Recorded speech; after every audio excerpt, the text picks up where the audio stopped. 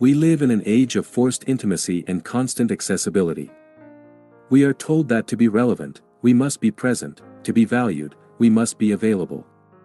But the wise have always known a different truth: your power does not grow through presence, but through the strategic use of your absence. In this 51st chapter, we step into the shadows of the Great Withdrawal. When you are always there, you become part of the scenery, predictable, static, and eventually, invisible. But when you master the art of being unavailable, you regain control of your most precious resource, your mystery. Presence creates comfort, but absence creates awe. It forces others to confront the void you leave behind, and in that void, your true value is finally calculated. You are not a service to be used, you are a sovereign entity to be respected. The world has forgotten how to wait, and because of that, it has forgotten how to value. By reintroducing the concept of the unreachable self, you are recalibrating the very fabric of your social and spiritual existence. Think of the things the world treasures most. They are never found in abundance, they are hidden, rare, and difficult to access. Gold is not found in the gutters, diamonds are not scattered on the sidewalk.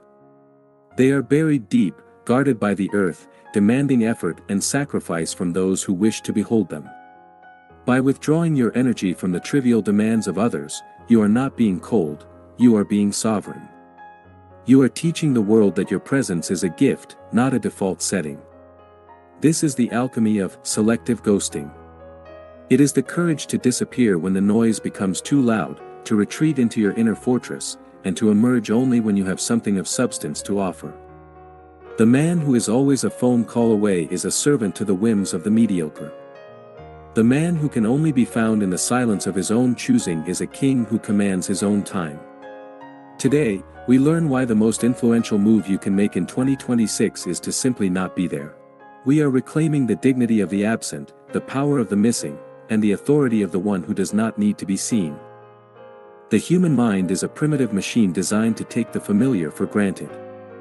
If you are a constant source of attention, validation, or labor, you become a utility, like the air we breathe or the water from a tap.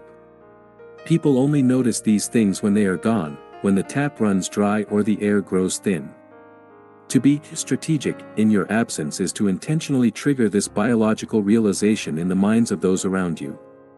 It is not about playing manipulative games, it is about essential self-preservation in an era of digital gluttony. In the year 2026, the digital world demands 100% of your uptime. It wants your location, your thoughts, your preferences, and your reactions in real time. It wants to map your soul into a series of predictable data points. By providing zero uptime, you create a massive psychological leverage. You become a black hole in their data stream, a glitch in their predictive algorithms. They begin to wonder where you are, what you are doing, and most importantly, why they can no longer reach the essence of who you are. In that space of wonder, your authority is not just reborn, it is amplified to a degree that presence could never achieve. Withdrawal is the ultimate form of social alchemy. It transforms the common lead of constant, repetitive interaction into the gold of rare, meaningful presence. When you finally do speak after a long period of strategic silence, your words carry 10 times the weight because they are no longer competing with a million previous, meaningless sentences.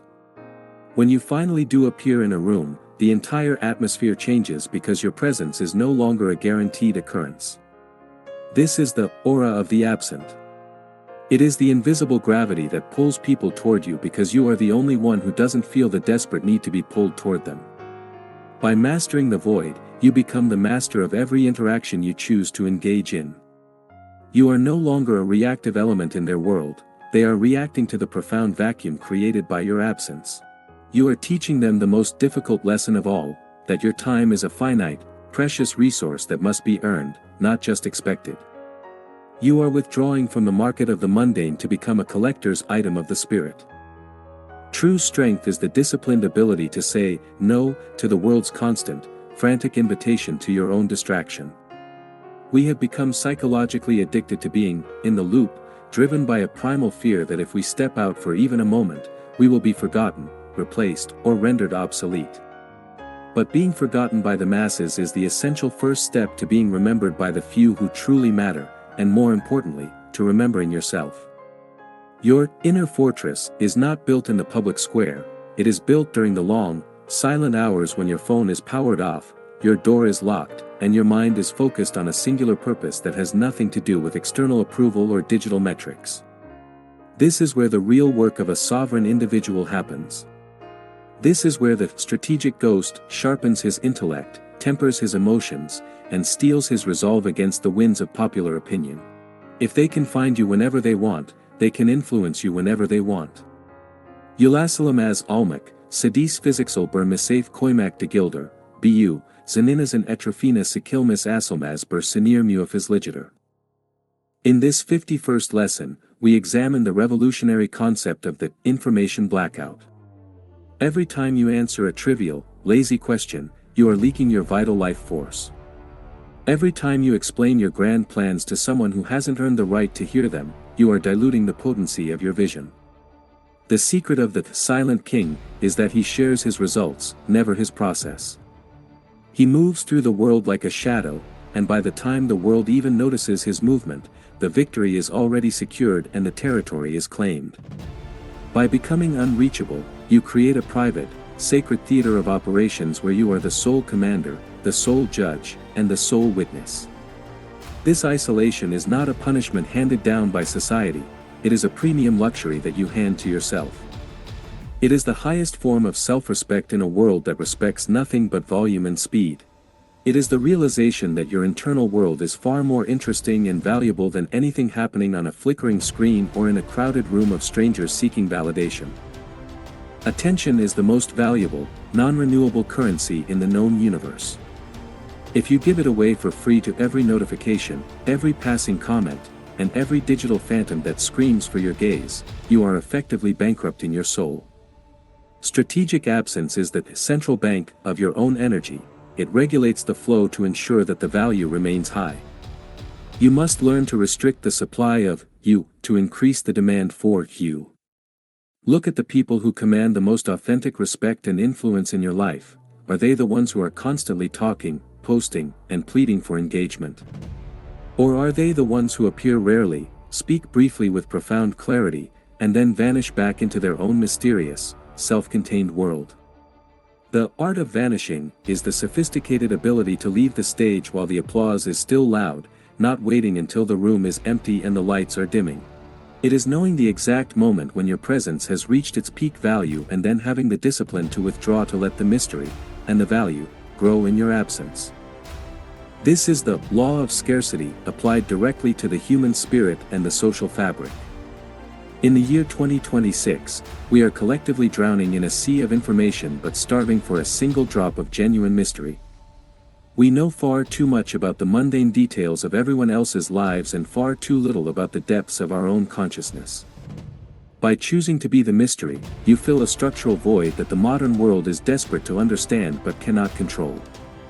You become a symbol of something higher, a relic of a time when men were defined by their character, not their connectivity.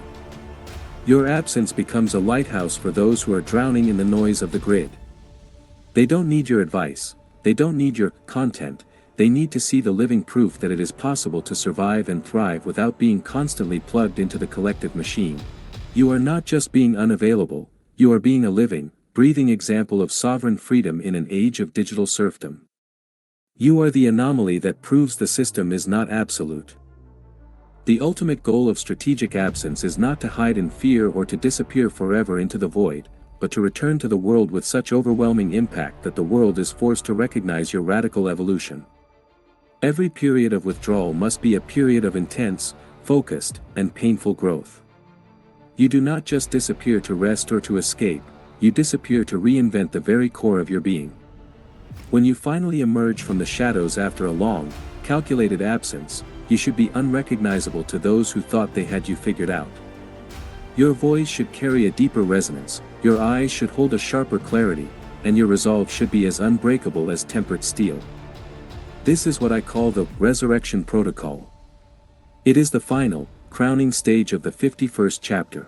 You have had the courage to kill the old, always available, always pleasing version of yourself, and in the silence, you have birthed a version that is rare, powerful, and deeply respected because it is self-sourced. As we conclude this transmission from the heart of the void, remember the primary rule of the timeless sovereign: never explain the reasons for your absence. Never apologize for the duration of your silence. The world, in its insecurity, will try to guilt you back into the hive mind, calling you distant, cold, or arrogant. Let them speak. Their labels are merely the chains that the mediocre use to try and pull the exceptional back down to their level. Your distance is your dignity. Your silence is your ultimate strength.